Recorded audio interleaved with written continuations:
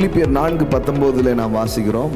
பவுல் அப்போஸ்தலன் இவ்விதமாய் சொல்லுகிறார், என் தேவன் தமது மகிமையின் ஐஸ்வரியத்தின்படி உங்கள் குறைவுகளை எல்லாம் இயேசு கிறிஸ்துவுக்குள் மகிமையிலே நிறைவாக்குவார். இந்த இடத்துல சொல்லும் போது அவர் சொல்றாரு, and my God will meet all your needs according to the richness of his glory, according to his richness. அப்போ அவர் எப்படி இருக்கிறாரு? ஐஸ்வர்யம் உள்ளவராய் அவர் இருக்கிறார். அப்போ ஒரு கருத்தை ஆழமாக நாம் புரிந்து கொள்ளணும். தேவன் ஏழை தேவன் அல்ல, கடவுள் ஏழை கடவுள் அல்ல, கடவுள் ஐஸ்வர்யம் உள்ளவராய் அவர் இருக்கிறார் என்பது நமக்கு தெளிவாக தெரியணும் பாருங்க. ஸோ தேவனை எங்கேயும் தரித்திரரா வேதத்தில் சொல்லலை. தரித்திரரா கடவுளை எப்படி காட்ட முடியும்? கடவுள் தான் எல்லா வளங்களின் ஊற்று, எல்லா வளமும் அவற்றிலிருந்து தான் வந்திருக்குது, சகல நிறைவுகளும் அவரிடத்திலிருந்து தான் உண்டாயிருக்கிறது. அப்படிப்பட்ட ஒரு கடவுளை ஏழையாக நம்மளால் கற்பனை பண்ணவே முடியாது பாருங்களேன்.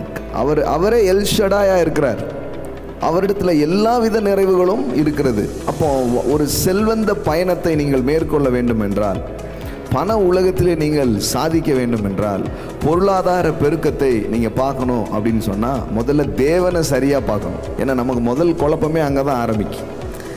தேவனை நீங்கள் சரியாக பார்க்கலன்னா வாழ்க்கையை உங்களால் சரியாக பார்க்க முடியாது.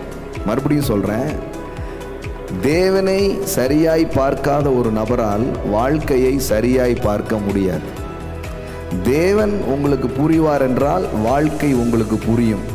தேவன் உங்களுக்கு புரியவில்லை என்றால் வாழ்க்கை ஒரு புரியாத புதிர். ஸோ தேவனை நீங்கள் புரிஞ்சுக்கிறதுல தான் எல்லாமே ஆரம்பிக்குது. தானியேல் 11:32 நாம் இவ்விதமாய் வாசிக்கிறோம், தங்கள் தேவனை அறிந்திருக்கிற ஜனங்கள் திடன் கொண்டு அதற்கேற்றபடி செய்கிறார்கள். But the people who know their God will firmly resist him. அதாவது தேவனை நீங்கள் என்னன்னு புரிஞ்சுக்கிட்டு இருக்கீங்களோ அதுதான் உங்கள் வாழ்க்கையாக இருக்க போகுது. அதற்கேற்றபடி தான் நீங்கள் செய்ய போகிறீங்க. அதற்கேற்றபடி தான் உங்கள் செயல்கள் என்ன பண்ண ஆரம்பிக்கும். அப்போ தேவன் யார்? தம்மை தொழுது கொள்கிற யாவருக்கும் ஒரு ஐஸ்வர்ய சம்பர்ணர், நம்முடைய தேவைகள் எல்லாம் தமது மகிமையின் ஐஸ்வர்யத்தின்படி சந்திக்கிறவர்.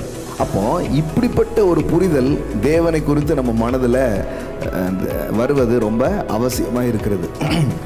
ஒரு செல்வந்த பயணத்தை மேற்கொண்ட எல்லோருக்கும் இந்த வெளிப்பாடு இருந்திருக்கிறது. My God is a rich God அப்படிங்கிற வெளிப்பாடு.